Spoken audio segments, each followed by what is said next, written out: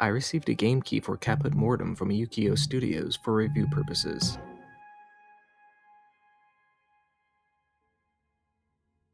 Caput Mortum is a first-person horror game developed by Wild Arts Games, published by Black Lantern Collective, and it originally launched on PC in August of 2025 before arriving on PlayStation 5 and Xbox Series consoles in December, followed shortly by a Nintendo Switch release later that month. Marketed as a slow-burn horror experience, the game pulls clear inspiration from retro dungeon crawlers and old-school survival horror, both in its structure and its deliberate pacing. Even its name sets the tone.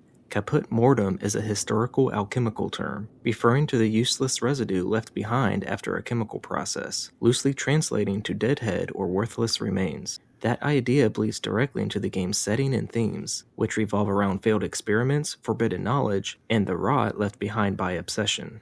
Everything takes place within a towering medieval structure tied to alchemy and the creation of homunculi, immediately grounding the experience in a grim old-world atmosphere.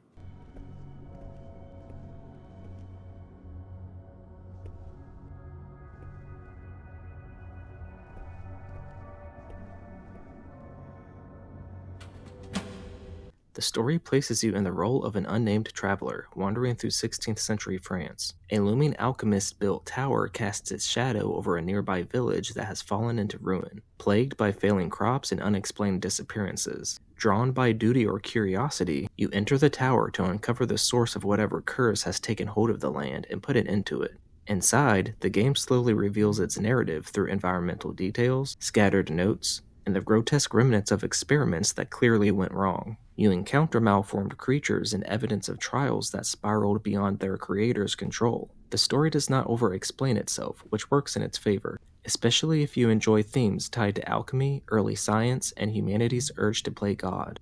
It is a compact experience that lasts around 3 hours on a first playthrough, with repeat runs being much shorter. A secret ending adds a small but welcome reason to revisit the tower once you understand its layout and systems.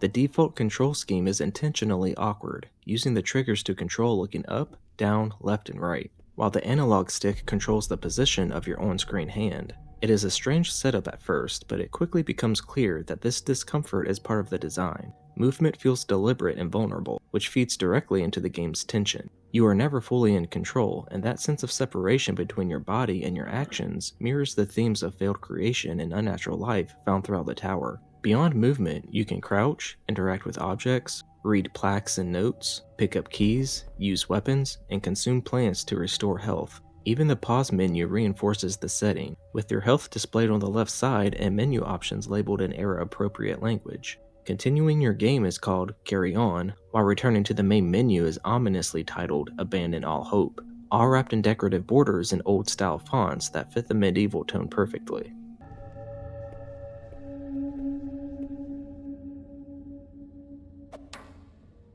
The challenge does not come from harsh punishment. Checkpoints are generous, and death rarely sets you back far. Instead, the tension comes from navigating the environment with this unusual control scheme while remaining alert to every sound and movement. The mechanics work together to support the horror rather than distract from it. Small details like insects fluttering through the air or distant noises echoing down corridors can easily make you jump. The game constantly keeps you on edge without resorting to cheap tricks.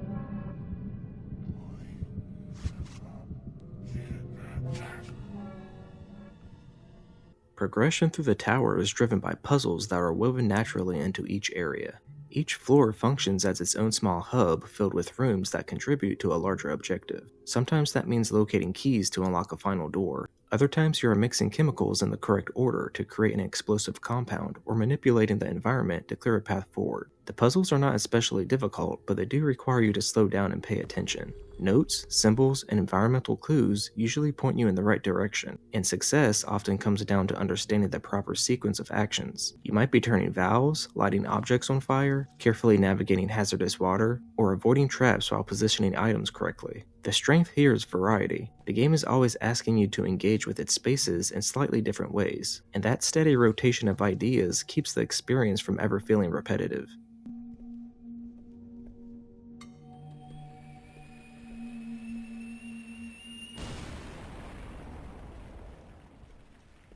Combat exists, but it never feels like the main focus. Fighting enemies is simple in concept, but demanding in execution because of the controls. You need to be close enough to strike, but also align your hand correctly to land a hit. Early on, you acquire tools like a dagger for clearing cobwebs and a hatchet for breaking wooded planks, both of which double as weapons. Encounters usually revolve around careful positioning, striking, backing away to avoid retaliation, and repeating the process. Enemy variety helps keep combat interesting.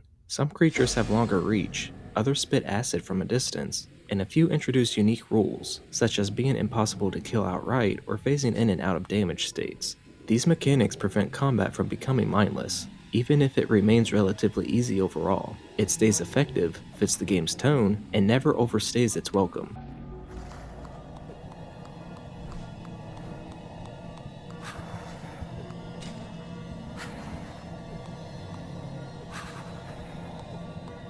Visually, Caput Mortum leans into a low-poly retro 3D style reminiscent of early PlayStation-era horror games. The rough edges and simplified geometry work in its favor, enhancing the unsettling atmosphere rather than detracting from it. Cobblestone halls, crumbling stonework, old statues, and creaky wooden doors blend seamlessly with alchemical tools, glass tubes, strange machinery, and decaying architecture. The tower feels ancient, unstable, and deeply wrong.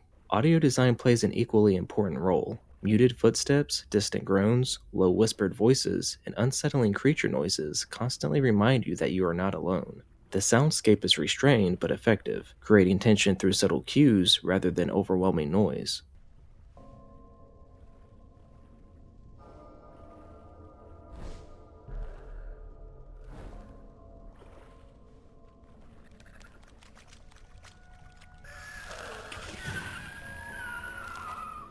Caput Mortum is a short but memorable horror experience. Its length works to its advantage, delivering a focused journey that never drags or pads itself out unnecessarily. The unique control scheme, strong atmosphere, and medieval alchemical themes combine into something that feels distinct within the genre. While the mechanics are simple, they are thoughtfully connected and consistently support the game's mood. If you enjoy compact indie horror games that value tension, setting, and creative ideas over spectacle, Caput Mortum is absolutely worth your time. It is the kind of experience that leaves you satisfied, slightly unsettled, and curious to see what Wild Arts games might attempt next.